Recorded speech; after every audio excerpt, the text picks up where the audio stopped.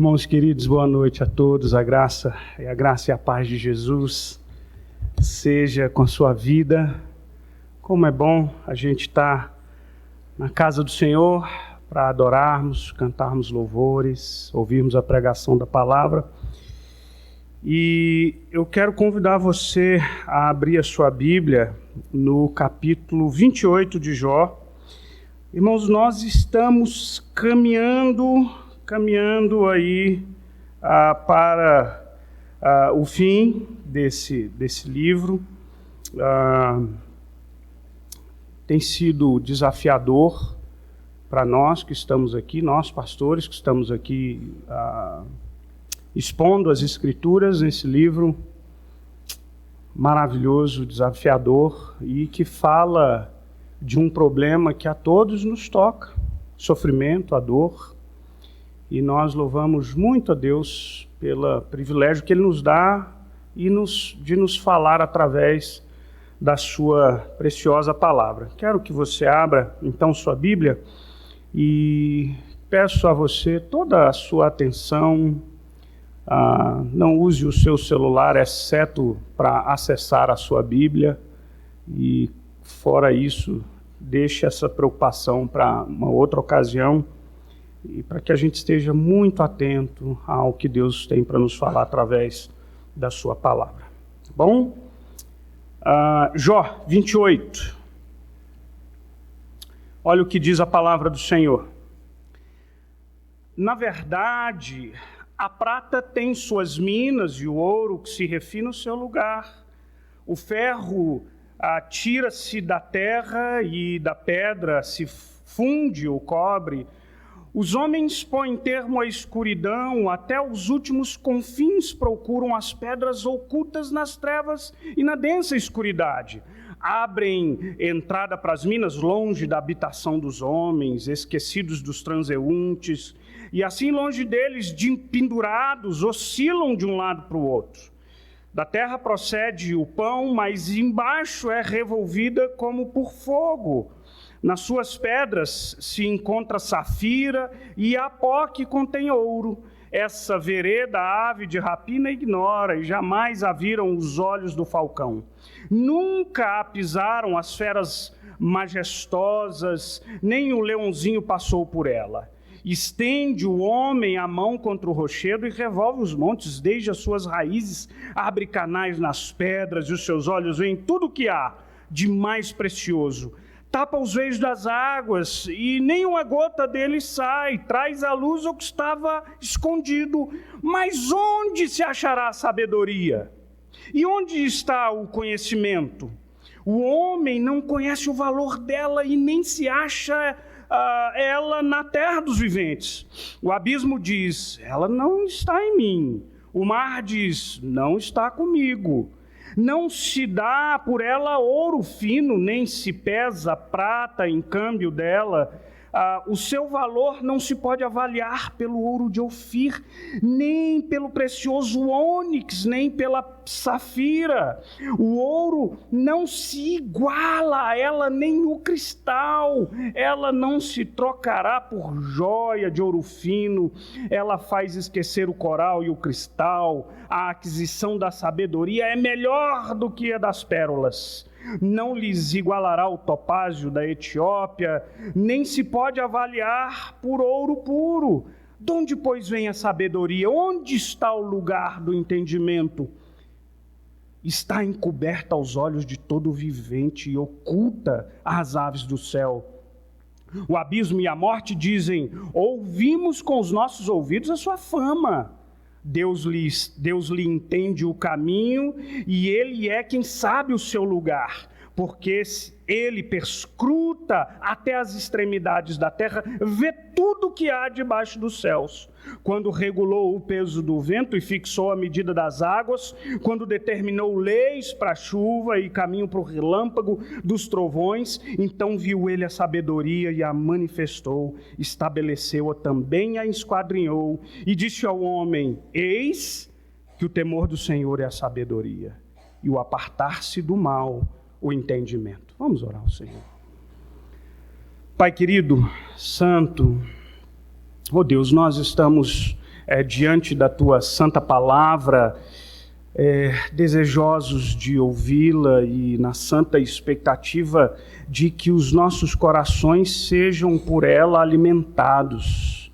Senhor, eu quero, pela Tua misericórdia, nós aqui oramos pelo perdão dos nossos pecados, nós sabemos que somos pecadores e nós sabemos que estamos diante de um Deus que é santo, santo, santo. E por isso nós nos achegamos a Ti por intermédio da Tua graça. E por essa graça eu clamo, Senhor, fala aos nossos corações, por favor. Não nos permita voltarmos para os nossos lares da mesmíssima maneira que entramos, que as nossas almas encontrem alimento, consolo, que aqueles que são escolhidos pelo Senhor e que ainda não foram transformados pelo Teu Espírito Santo, que o Senhor os alcance, que haja conversão para a glória do Teu nome, que haja santificação, mudança de vida, tudo aquilo que a Tua palavra produz em nós. Fortalece os fracos, consola os abatidos. Fala-nos através dessa santa palavra, em nome de Cristo Jesus. Amém, Pai. Amém. Irmãos queridos, nós já afirmamos aqui que o sofrimento a todos nós, o sofrimento nos abate. O sofrimento a todos nós, o sofrimento nos atinge. E a todos os que atinge, de alguma forma, esse sofrimento nos afeta. Você já parou para pensar sobre isso? E aí, então, a minha pergunta para você é: como este sofrimento, ele te afeta? Ora, o sofrimento afeta as nossas emoções, afeta as nossas percepções. O sofrimento afeta a nossa fé. E é curioso a gente pensar que cada um de nós responde de uma forma ao sofrimento que nos abate. O sofrimento pode nos afetar temporariamente, mas o sofrimento pode deixar em nós marcas muito profundas, muito profundas.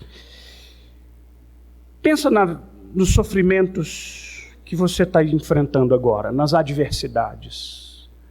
Quando a gente olha para a dor que nos assola, que nos abate, a gente percebe que ela mexe com a gente, ela muda algo dentro de nós.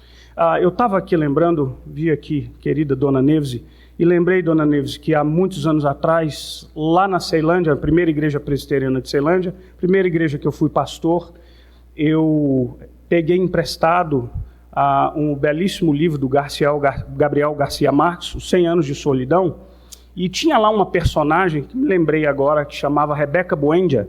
E essa é uma figura muito interessante, porque naquela cidade imaginária criada pelo autor, essa moça, ela perdeu o seu pai morreu. E de que forma ela for afetada com o sofrimento da perda do seu pai? Ela guardou os ossos do pai. E no conto do autor, do Gabriel Garcia Marques, quando ela se achegava, as pessoas percebiam que ela vinha pelo bater de ossos que ela carregava. Onde ela ia? Ela carregava os ossos do pai. Percebe que metáfora maravilhosa acerca da forma como o sofrimento abateu aquela moça? O barulho dos ossos que batiam é como o fantasma do sofrimento que ela carregava consigo, para onde ela ia. A vida dela passa a ser acompanhada pela dor expressa naquele saco de ossos que ela carregava consigo. Toda a vida dela agora era pautada por aquele sofrimento. E então, quando a gente... E por que eu estou trazendo isso à tona e eu estou relembrando algo que a gente tocou, um tema que a gente falou de uma forma mais breve? Porque quando a gente olha para o capítulo 28 do livro de Jó, esse capítulo parece bem diferente de todas as outras narrativas. Ele é um texto de sabedoria. Ele se parece muito mais com o Salmo. Aliás, é um texto poético aqui, no meio do livro de Jó. Tanto é que boa parte dos teólogos consideram, o capítulo anterior era uma narrativa, um discurso de Jó, e considera-se o capítulo 28 é uma fala do narrador, daquele mesmo que começou a narração nos primeiros capítulos e aquele que termina a descrição nos últimos capítulos. Esse texto do capítulo de 28, ele separa o antes e depois. Os discursos anteriores, discursos de Jó e os seus amigos, a gente tem aqui no livro de Jó, os amigos falam, Jó responde, um amigo fala, Jó responde, outro amigo fala, Jó responde. Daqui para frente, a gente vai ter só mais alguns discursos. Nos capítulos que seguem, a gente vai ter a fala de Jó, a fala de Eliú e a fala de Deus. O discurso do próprio Deus. E por que então que eu acredito que esse capítulo é de extrema importância para nós que estamos falando sobre o sofrimento? Irmãos, se a dor nos afeta, se a dor nos atinge e de alguma forma modela, de alguma forma ela influencia as nossas emoções, as nossas percepções, a nossa fé, é extremamente necessário falar de sabedoria em meio ao sofrimento. A sabedoria nos ajuda a lidar. A sabedoria nos dá a direção para um coração perdido, que não sabe o que pensar, que não sabe o que fazer, que não sabe o que concluir. Esse é o desafio para nós. O tema do meu sermão hoje à noite é sofrimento e sabedoria. Bem semelhante àquilo que eu estruturei quando falei sobre a esperança, há alguns temas que eu quero, algumas perguntas que eu quero tentar responder, ou alguns tópicos que eu quero tentar explanar através desse capítulo 28. A primeira delas é o que é sabedoria. O segundo tópico é onde encontrar a sabedoria. O terceiro é o valor da sabedoria. E o quarto é sabedoria e sofrimento. É sobre isso que eu quero falar hoje à noite e quero então partir para o nosso primeiro tópico, que é a pergunta básica que o texto nos leva a responder. O que é sabedoria? Sabe que eu acho muito interessante que a palavra sabedoria é uma palavra do cotidiano cristão, né? É uma palavra que a gente se encontra com ela, a gente se depara com ela com muita frequência. Mas eu acho que às vezes fica uma palavra desgastada. Especialmente porque a palavra sabedoria e o seu significado se confunde com o significado popular que é dado à sabedoria. Por exemplo, normalmente nós confundimos sabedoria, deixa eu dizer para você o que sabedoria não é, tá? Porque a gente confunde sabedoria com esses aspectos aqui. Sabedoria não é conhecimento e intelecto. Sabedoria às vezes até se confunde com isso. Mas você quer um exemplo? Existem pessoas inteligentíssimas que acumulam conhecimento, mas que não são sábias. Não é verdade? Portanto, sabedoria não é sinônimo de intelecto ou acúmulo de conhecimento. Sabedoria, às vezes, a gente confunde com experiência, maturidade. Também é fato que a sabedoria, ela é alimentada pela experiência, ela é modelada pela maturidade, mas elas não são sinônimas. Embora, e eu digo que a experiência agrega sabedoria, você já viu que não necessariamente a idade faz de você uma pessoa sábia? Eu tinha alguns amigos que quando definem, né? Sabe aquele seu amigo que está velho, mas nunca cresceu? Aí o pessoal diz assim, vai ficar podre, mas nunca vai ficar maduro. Não vai passar pelo processo de estar maduro, nunca. Portanto, a idade não é sinônimo de sabedoria. O termo hebraico, o Antigo Testamento, essa é a língua do Antigo Testamento. Aliás, são duas palavras que a gente lê aqui no texto, que é sabedoria e entendimento. Essa é a grande pergunta aí do versículo 12. Onde se achará a sabedoria? Onde está? Qual é o lugar do entendimento? Sabedoria é a palavra hebraica chokmah e entendimento é a palavra hebraica bina. São dois termos complementares e eles aparecem de forma paralela no livro de Provérbios. Provérbios 1, 2, 4, 5, Provérbios 9, 10, Provérbios 16, 16, você vai encontrar muitas vezes as duas palavras citadas lado a lado, sabedoria e entendimento. O significado da palavra sabedoria, ele é bem amplo, mas no geral nos dá a ideia de um conhecimento prático, relacionado a aspectos morais. Esse conhecimento prático, ele me ajuda a discernir o certo do errado. E o entendimento, por sua vez, pode ser entendido como instrução. Algumas versões inglesas têm uma tradução interessante para a palavra bina, entendimento, que é insight. Sabe aquela sua percepção? Está relacionado com um discernimento intelectual, tá bom? Com a sua percepção das coisas, com a sua compreensão das coisas. Deixa eu ler para você aqui uma definição bem clara do Dicionário Internacional de Teologia do Antigo Testamento. Entendimento não é um estágio superior à sabedoria, mas um sinônimo poético usado para dar ênfase ao termo. As palavras, portanto, elas somam-se para dar o seu significado mais profundo. Sabedoria, então a gente pode dizer que é uma compreensão correta da vida, e uma compreensão correta da vida leva a atitudes corretas diante da vida. Decisões corretas diante da vida. Agora presta bem atenção, e aqui há a diferença da sabedoria verdadeira, que é a sabedoria bíblica, daquilo que popularmente se chama de sabedoria. Sabe aquilo que diferencia a sabedoria bíblica?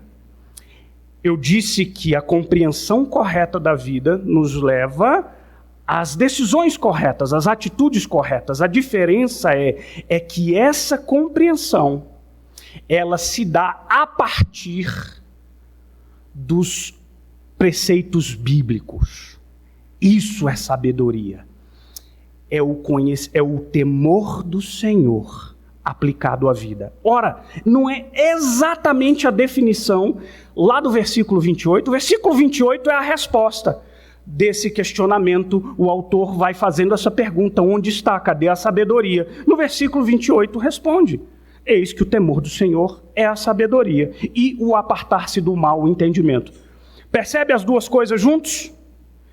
Uma cosmovisão cristã, os preceitos bíblicos no coração, que são determinantes para a forma como a gente responde à vida. As nossas ações são modeladas, são determinadas, são direcionadas pelo temor do Senhor. Essa é a sabedoria bíblica. Deixa eu ler de novo aqui uma outra definição lá do Dicionário Internacional de Teologia. Sabedoria hebraica, portanto, não é teórica ou especulativa, diferente do conceito de sabedoria dos gregos, viu, gente? É algo prático, baseado nos princípios revelados por Deus acerca do certo e errado, e aquilo que deve ser praticado na vida. Deu para entender mais ou menos o que é sabedoria? É por isso que Provérbios 9, 10, aquele versículo que você conhece bem, diz que o temor do Senhor é o princípio da sabedoria. Conhecer o santo é ter entendimento. Salmo 111, 10, o temor do Senhor é o princípio da sabedoria, revelam prudência a todos os que a praticam. Agora, irmãos, há uma observação muito importante a ser feita aqui. Percebe que sabedoria é observação da vida e a aplicação prática de princípios bíblicos na nossa vida? Sabe uma coisa curiosa? Nós, muitas vezes, lemos, por exemplo, o livro de sabedoria por excelência na Bíblia, qual é? Provérbios. Sabe como é que eu e você lemos o livro de Provérbios? Como um livro de promessas. Já viu caixinha de promessa? Que, aliás, só tem promessa boa? O pessoal é seletivo ali nas caixinhas, né? A gente lê o livro de Provérbios como um livro de promessa. O livro de Provérbios não é um livro de promessa. A sabedoria de Provérbios é observação da vida E a conclusão de que o temor do Senhor, se aplicado à vida, tem uma grande probabilidade de levar àqueles resultados. Então deixa eu dizer que o livro de Provérbios não é um livro de promessas, mas é um livro de constatações. Fica melhor assim, não fica? Posso te dar um exemplo? Você quer ver um versículo que a gente lê como promessa e eu sei que você vai para casa e diz assim, mas não é possível, eu sempre aprendi dessa forma. Vai e pensa e reflita. Provérbios 22:6. Ensina a criança no caminho que deve andar e ainda quando for velho, o que vai acontecer? Não se desviará dele. Mas o que acontece com aquele irmão, com aquela irmã, piedosos, tementes ao Senhor, que levaram os filhos à igreja, criaram nos caminhos do Senhor e ele ficou velho e se desviaram dos caminhos do Senhor? Ah, não deve ser muito crente, não. Porque é promessa. Não, não é promessa. Percebe que é uma constatação? Agora, não cria os seus filhos nos caminhos do Senhor, não ensina a ela o caminho que deve andar. A probabilidade de que ele vai andar longe desse caminho é muito grande. O livro de Provérbios faz as suas constatações. E é muito curioso, por exemplo, quando você olha lá para Provérbios capítulo 3, há uma constatação. Filho meu, não te esqueças dos meus ensinos, o seu coração, guarde os meus mandamentos, porque eles aumentarão os seus dias e lhes acrescentarão anos de vida e paz. Amém. Glória a Deus. Tem crente que morre jovem? Tem. Provérbios não é um livro de promessa, mas um livro de constatação.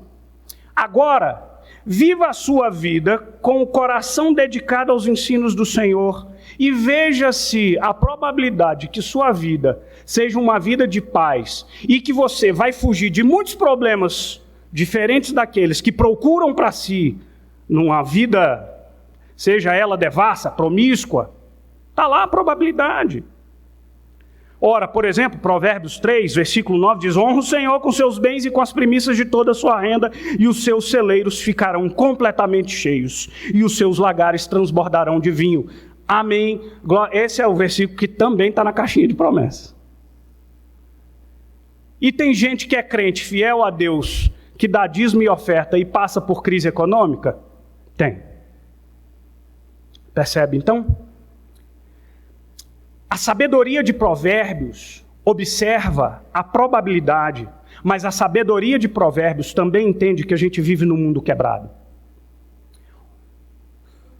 Asaf viveu uma grandíssima crise porque ele via a prosperidade dos maus. A gente vive num mundo onde o mal prospera. Eclesiastes, escrito no ápice da amargura do pregador, ele diz, sabedoria. Para que a sabedoria? Morre o sábio, morre o tolo. É uma constatação.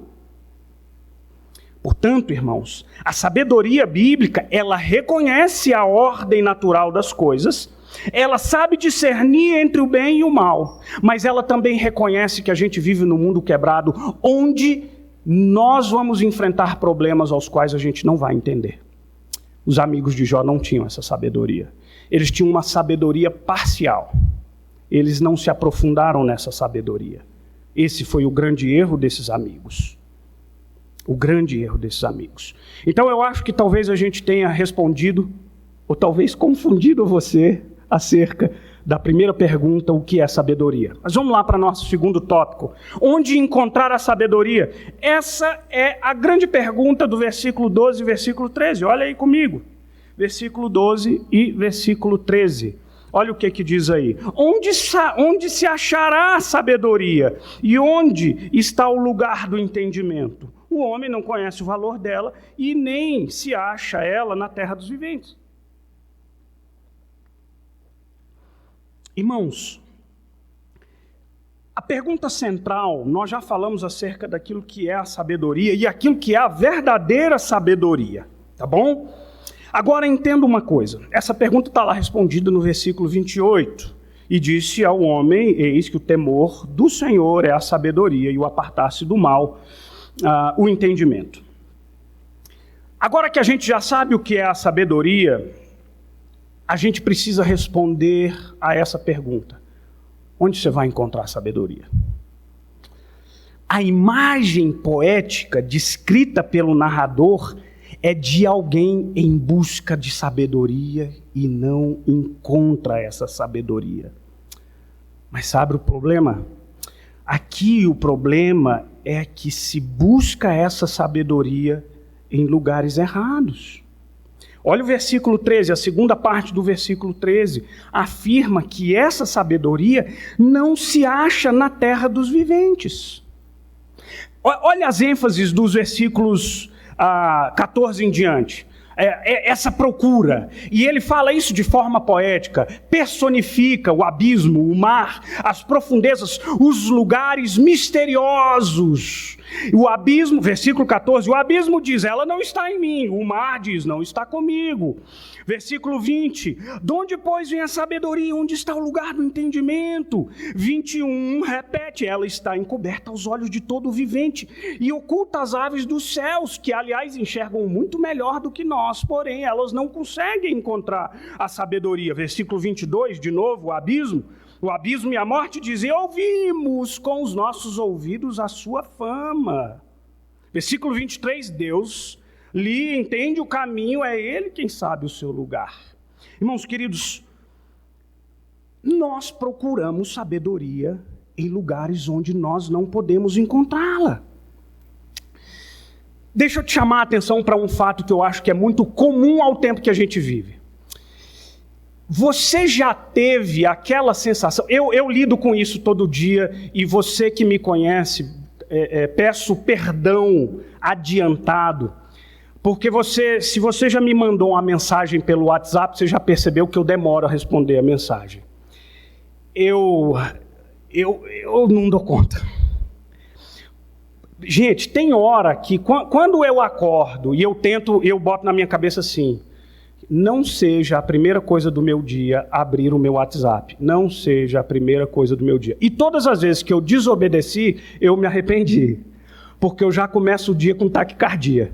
Gente, vai subindo aqueles numerozinhos assim, ó, vai pipocando no meu WhatsApp. E por que eu estou te falando isso? A tecnologia, a internet, a vida online, a conectividade, não dá folga para nós. Você já teve aquela sensação de que você precisa checar lá no seu Facebook? Agora é coisa do passado, né, gente? Agora a gente é mais instagramático.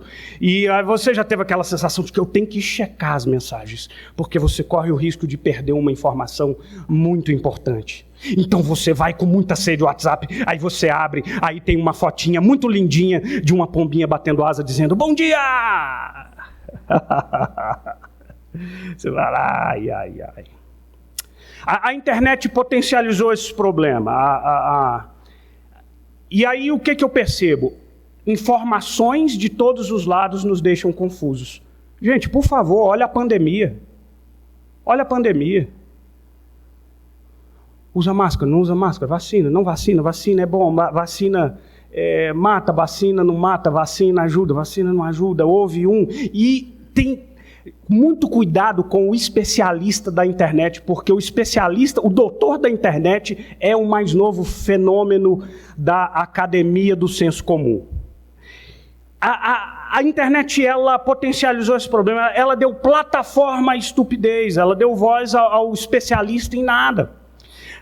Saiu algumas semanas atrás, uma reportagem da Veja, essa eu até anotei os dados, que eu achei muito curioso, que fala sobre os influenciadores digitais. Irmãos queridos, você que é mais de idade, e essa linguagem não é muito comum a você, eu quero dizer que você não está perdendo nada, não, tá bom?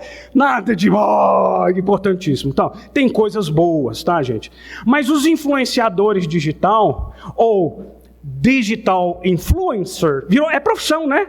É profissão, né? O que você faz? Eu sou influenciador digital. Mas você influencia com o quê? O Brasil, presta atenção nisso, o Brasil tem 500 mil influenciadores digitais com mais de 10 mil seguidores. O Brasil é campeão, tá? De acompanhar a internet. O número aqui supera, repito, o Brasil tem mais influenciador digital do que engenheiro civil, 455 mil, Dentistas são 374 mil, arquitetos 212 mil, e empata com um contingente de médicos, 500 mil médicos no Brasil. É um país de muito influenciador digital, não é não? Levando em conta, presta atenção, a conta pode ficar pior, levando em conta influenciadores com mais de 1.000 seguidores, o número salta para 13 milhões de influenciadores digitais no Brasil. Presta atenção, esses dados não nos falam acerca de uma pobreza cultural no nosso país? Pensa bem. Deixa eu ler uma frase para você do Umberto Eco, um escritor italiano, talvez mais conhecido pelo livro O Nome da Rosa, virou filme. Olha o que ele diz, palavras dele. As mídias sociais deram direito à fala a legiões de imbecis que anteriormente falavam só no bar e depois de uma taça de vinho sem causar dano à coletividade. Diziam imediatamente a eles para calar a boca, enquanto agora eles têm o mesmo direito à fala que um ganhador do prêmio Nobel. O drama da internet é que ela promoveu o idiota da aldeia a portador da verdade. Duro, né? Duro. Mas eu acho que há verdades aqui. Por que eu estou dizendo isso? Porque a gente busca sabedoria em lugares errados, irmãos. Você está buscando paz para a sua alma, você está buscando instrução para a sua vida em lugares onde você não vai encontrar. Você quer ver uma outra curiosidade que o texto nos fala? Você talvez não tenha muita dificuldade em concordar comigo que há muita bobagem sendo dita no mundo virtual. Ok. Mas o capítulo 28 faz questão de nos apontar o caminho da verdadeira sabedoria, e é muito curioso porque ela faz uma diferenciação. Ela faz questão de diferenciar a sabedoria verdadeira da tecnologia e da ciência. É isso que o texto diz, olha que coisa legal. Se você olhar no capítulo 28, os primeiros versículos, mostra o homem vencendo pelo intelecto, pelo conhecimento, pela ciência, vencendo barreiras da natureza para subjugar a natureza em busca daquilo que ele quer.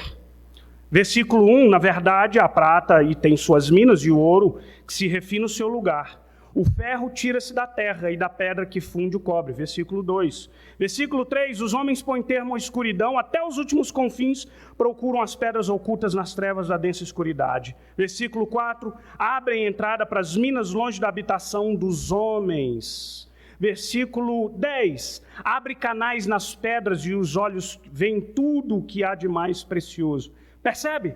O homem abrindo pedras, entrando à escuridão, versículo 11, tapa os veios das águas. É isso que o texto está mostrando, é que o homem usa a sua inteligência para superar essas limitações em busca do que interessa. Ele fura a rocha, ele abre canais, ele represa e muda o curso natural das águas, ele vence a escuridão, ele supera os perigos, ele é capaz de fazer isso em busca daquilo que ele quer. O homem é dotado de inteligência, a capacidade impressionante de raciocínio, quando aplicado em nosso favor, mas preste atenção, ainda não é sabedoria. Lembra do versículo 13? Onde está a sabedoria? Ela não está na terra dos viventes. Presta bem atenção no que eu estou dizendo, eu não estou invalidando a importância do conhecimento da tecnologia. Eu estou dizendo que isso ainda não é sabedoria. Tem um filósofo britânico, cristão, chama-se Alasdair MacIntyre. Ele escreveu um livro chamado Depois da Virtude, e ele faz ele mata a charada desse versículo, ele diz uma coisa muito interessante. Ele ilustra a singularidade da sabedoria bíblica da seguinte forma. Ora, ele nos lembra que no século XX, a humanidade se distanciou de Deus. O mundo secular olha para o ser humano e diz assim, você é fruto do acaso, de uma coincidência cósmica, de elementos químicos, e eis aqui você está. Você não precisa de Deus para entender o mundo e para viver nesse mundo, você é fruto dessa colisão de forças químicas aleatórias. Você não precisa de religião, você não precisa de fé, esse é o argumento. Mas o Alasdair MacIntyre fala da importância da sabedoria quando ele diz o seguinte. Está vendo esse relógio aqui, gente? Se eu perguntar para você se relógio é bom ou é um relógio ruim, qual vai ser a sua resposta? Talvez você pense assim, eu não gostei muito do estilo. Você ainda não respondeu a minha pergunta. Eu falei, eu prefiro pulseira de couro. Ou, para os mais humildes, você diz, eu prefiro um Apple Watch. Mas você ainda não respondeu a minha pergunta. Esse relógio é um relógio bom ou um relógio ruim? Talvez você não goste do estilo dele, mas isso não responde ainda se ele é bom ou é ruim. Deixa eu citar para você um evento que me faz entender isso aqui. Há muitos anos atrás, as meninas minhas filhas eram muito pequenininhas. E aí foi muito curioso, porque uma delas falou assim, mamãe, um mosquito. E aí, sem que a Dani tivesse tempo de intervir, ela ouviu um barulho, plaf! E ela foi ver, a menina tinha pego o relógio para matar o mosquito. E o relógio estava no chão, todo quebrado. E aí, era um relógio bom ou não? Não dá para saber, porque relógios não foram feitos para matarem mosquitos. E você deve estar perguntando, matou o mosquito? Não, porque se tivesse matado, também não provaria que o relógio era bom, provaria que o mosquito é ruim. Mas o que eu estou querendo dizer? Eu só vou saber dizer se esse meu relógio é bom ou é ruim, se eu souber para que ele foi criado. Qual é o propósito? Relógios não foram feitos para matarem mosquitos, mas foram feitos para nos informarem as horas. Se relógio cumpre o seu propósito, ele atrasa, ele é bom, ele falha. Irmãos, é exatamente aqui que eu e você vamos encontrar as limitações da tecnologia e da ciência. A ciência, ela é muito boa para investigar e descrever. Ela é muito limitada para dizer o caminho que você deve ir. Para dizer o que você deve fazer. Para te dar direção. A ciência não te dá propósito. Para a ala da ciência, você é fruto de algo aleatório. Qual é o propósito da sua vida? Nenhum. Irmãos, a sabedoria bíblica pode nos dar direção e apontar o caminho. Porque essa sabedoria bíblica, ela sabe qual é o propósito da sua vida. Ela sabe o porquê você foi criado. Ela te ajuda e te dá elementos para discernir o que é bom e o que é ruim. Sabe o que é curioso? É que Deus estabeleceu no mundo a ordem natural das coisas.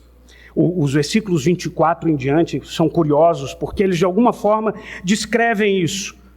Versículo 24, porque ele perscruta até as extremidades da terra, tudo que há debaixo dos céus. Versículo 25, quando regulou o peso do vento, fixou a medida das águas. Versículo 26, quando determinou as leis para a chuva, o caminho para os relâmpagos, o relâmpago dos trovões.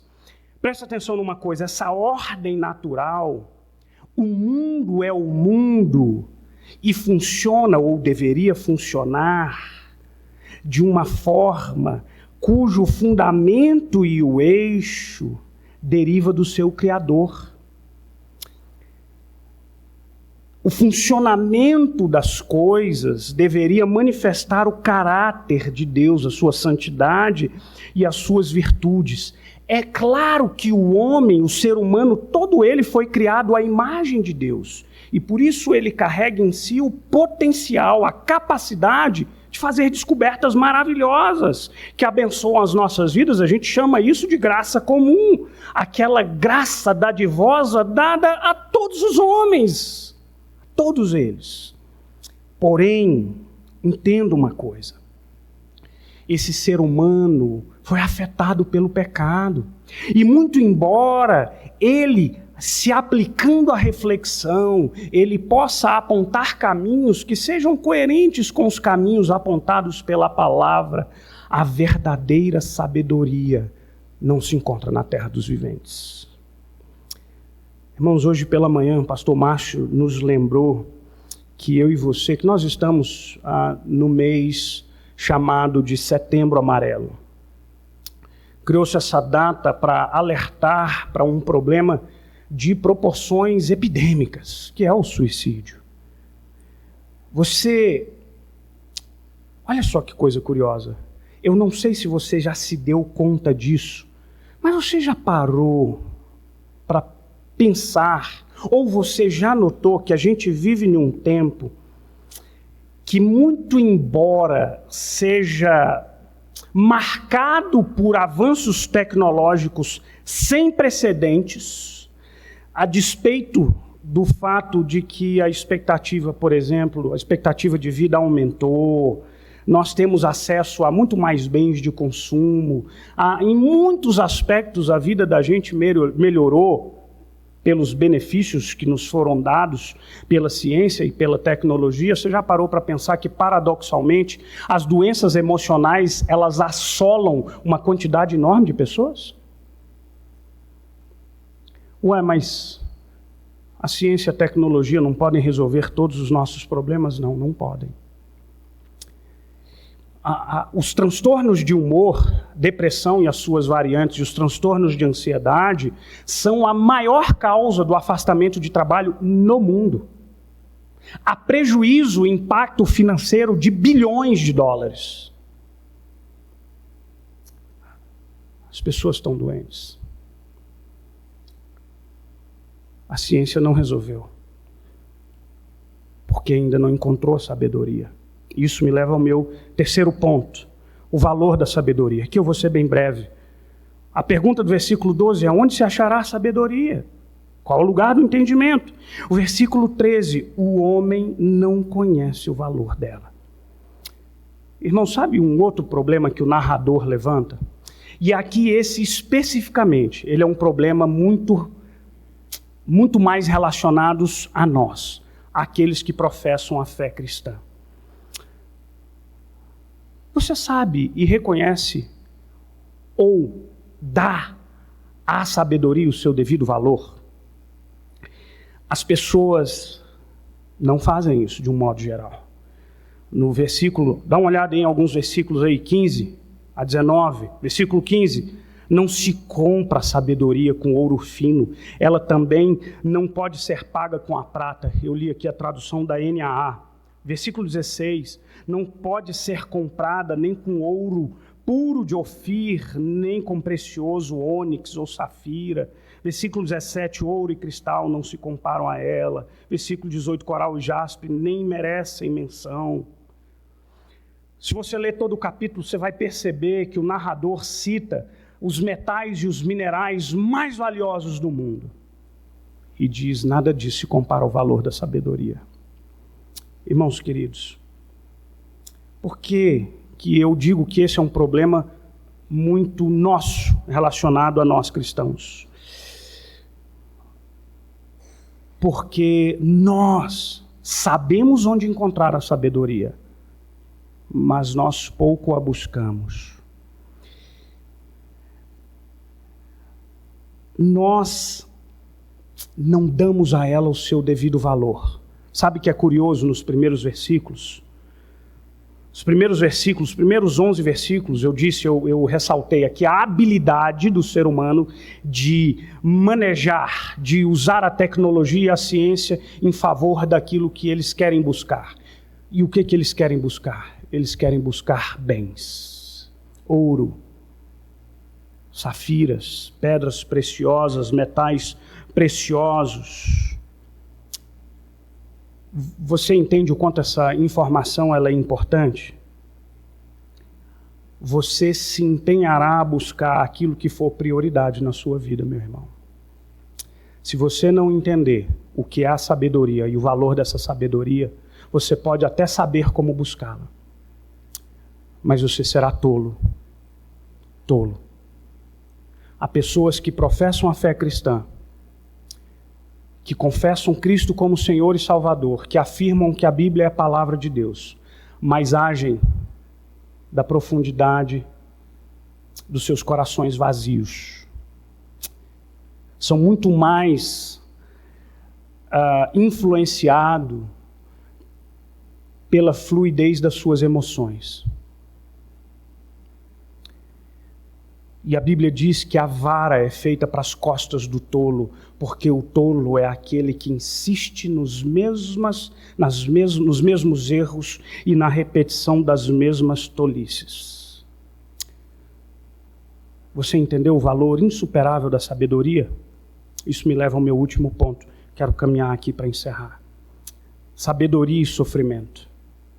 Vocês lembram que eu mencionei logo no início, eu citei aquela personagem, a Rebecca Buendia, e a forma como o sofrimento nos modela, nos afeta. E é fato que esse é um problema muito maior quando esse sofrimento nos afeta negativamente ou profundamente. Deixa eu tentar citar um exemplo muito dolorido para você, e talvez extremo, mas que talvez ilustre melhor o que eu quero dizer. A Dani, minha esposa, trabalha na UTI pediátrica do HRT, Hospital Regional aqui em Taguatinga. E vira e mexe ela se depara com algumas histórias muito dolorosas. Essa semana a gente estava conversando, uma criança linda estava internada aqui no HRT, e aí a história da mãe é uma história muito triste. Essa mãe já perdeu a guarda de outros 2 filhos e tem ainda a guarda dessa criança. Essa mãe é usuária de crack. Essa mãe é filha de uma prostituta, de uma mulher que vendia o seu corpo em busca do sustento. A minha primeira reação ao ouvir essa história é de revolta para com uma usuária de crack e para com as suas negligências para um bebê lindo, bebê que a gente facilmente amaria do fundo do coração. Mas um segundo momento me leva a pensar um pouco mais adiante no sofrimento dessa moça. Porque ela não só era a filha de uma prostituta, como a sua mãe oferecia às suas filhas, ela com 10 anos, a irmã com 11 anos de idade, por aí, para serviços sexuais. Assim, tem eu, mas tem as minhas filhas também. Criança, 10, 11 anos, meninas. Você já parou para pensar o que não justifica, mas entenda bem, com um coração misericordioso, sem vitimismos, com fatos e com misericórdia. Você já parou para pensar que a droga possa ter aparecido como um recurso destruidor, desastroso, para anestesiar a dor da alma, o nojo de si mesmo, a revolta com aquela pessoa de quem você esperaria mais afeto, amor, cuidado, proteção, é a pessoa que te entrega para as coisas piores da vida. Você já parou para pensar que, muito possivelmente, o que essa menina, o que essa moça jovem pensa acerca de dignidade, de amor próprio, de femininidade, seja possivelmente muito diferente do que vocês, mulheres que aqui estão com a gente? Irmãos, esse é um exemplo, eu disse, trágico e possivelmente extremo, mas que serve para mostrar o ponto onde eu quero chegar. A necessidade da sabedoria no meio do sofrimento. Porque se o sofrimento tenta dizer mentiras para nós, ou se o sofrimento quer arrancar de nós verdades divinas implantadas no nosso coração, O que você acha que essa menina pensa acerca de família? Muito possivelmente o sofrimento dê a ela informações bem diferentes daquelas que nós acreditamos ou informações que a Bíblia nos dá. Irmãos queridos, um coração quebrado, um espírito abatido, uma mente confusa não são muito confiáveis nas horas das decisões. A sabedoria, ela nos ajuda a lidar com o sofrimento. Embora ela não nos livrará dele, mas ela pode nos proteger do sofrimento quando ele for inevitável. A sabedoria nos protegerá de sermos contaminados e modelados pela dor. Irmãos, isso não está muito distante da sua vida, não. E eu queria muito, muito, muito que você olhasse para dentro de você a partir de uma perspectiva bíblica e que você avaliasse o quanto das suas atitudes, o quanto da forma de você enxergar a vida, a si mesmo e aos outros, não são modelados por marcas terríveis na sua vida. Muito cuidado. Não permita que o sofrimento coloque em você irremediavelmente a amargura. Não permita isso. Não permita que a dor coloque em você uma postura inimiga de todos os homens. Não permita isso. Não sei o que a sua dor pode tentar fazer com você. Mas você sabe onde encontrar sabedoria para o meio da dor. John Newton, estou quase encerrando, John Newton, um pastor anglicano, foi o autor do belíssimo hino Maravilhosa Graça. Ele escreve uma carta a uma irmã, que tem uma irmã que padecia de uma enfermidade muito séria. Ele escreve essa carta orientando ela e tentando levar conforto para ela na hora da dor. Abre aspas, eu quero ler esse pequeno texto para você, essa carta de John Newton. Tenho pensado muito em sua irmã. A doença dela me entristece muito. Se eu pudesse, acabaria com essa enfermidade rapidamente. Deus pode. E eu espero que Ele o faça quando a doença atingir o fim principal para a qual foi enviada. O meu desejo é que você coloque a sua irmã, a si mesma e todas as suas preocupações nas mãos de Deus. Ele tem o direito soberano de fazer conosco o que quiser. A soberania de Deus é exercida com graça àqueles que a buscam. Tudo concorre para o bem. Tudo o que Ele envia é necessário. Nada que Ele retém é necessário. Você precisa de paciência. E, se pedir, o Senhor lhe concederá. Mas a paz não estabelecerá até que a nossa vontade esteja subjugada. Abrigue-se à sombra das asas de Deus. Entregue-se aos seus cuidados e seu poder. Quando não enxergar o caminho, fique feliz porque Deus é o seu guia. Quando a alma se abater em seu interior, Ele conhece o seu caminho. Ele não deixará você se afundar. Presta atenção como finaliza o texto, a carta. Acima de tudo, fique junto ao trono da graça. Se temos a impressão de que não recebemos benefício nenhum ao tentarmos nos aproximar de Deus, tenhamos certeza de que não receberemos nada ficando longe dele. John Newton. Irmãos, eu encerro aqui fazendo um apelo a você. Eu quero reiterar o conselho de John Newton a você. Quando o sofrimento nos abater, quando o sofrimento escapar à nossa compreensão, nós perdemos a clareza das coisas, nós ficamos irados e muitas vezes confusos. Achegue-se a Deus, porque isso é sabedoria.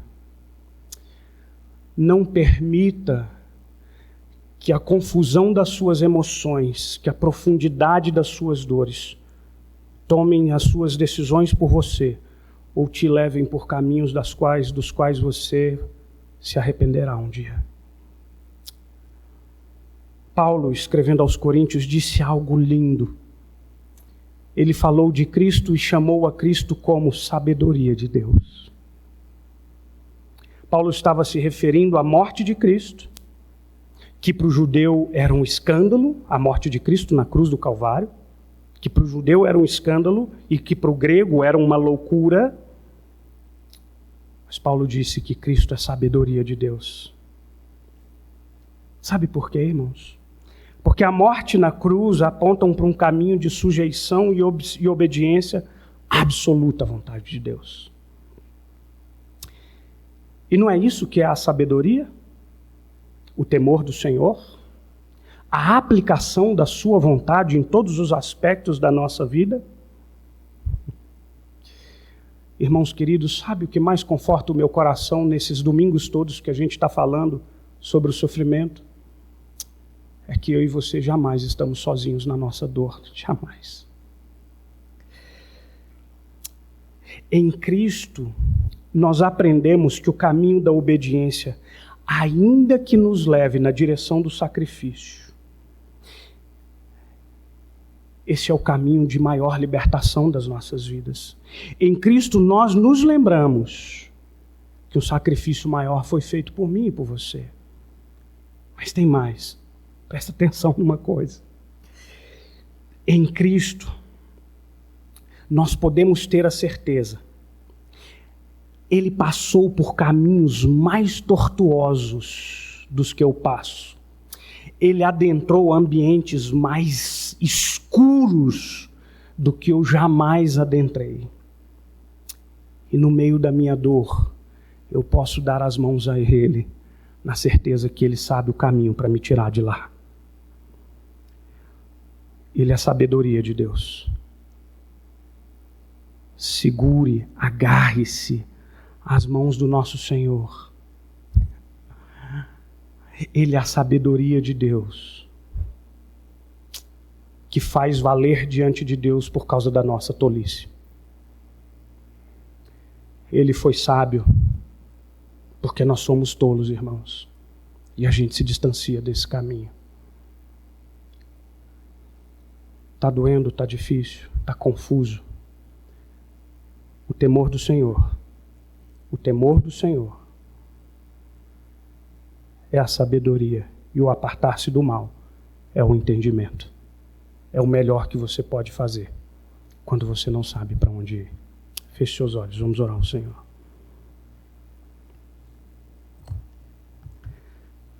Pai querido, amado, santo,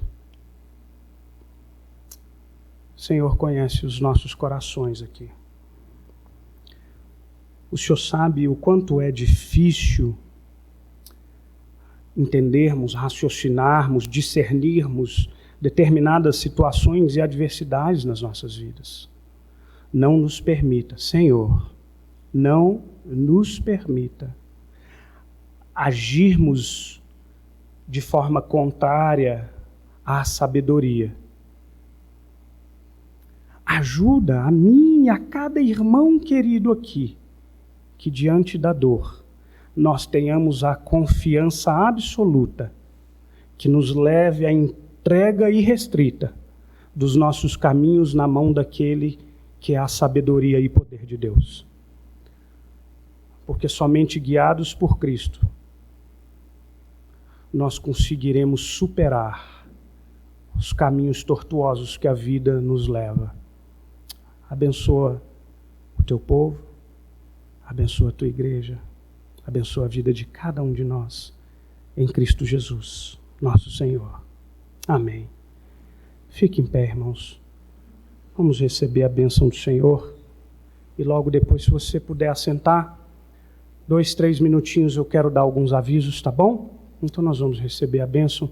Depois a gente quer dar alguns avisos bem rapidinho aqui para você.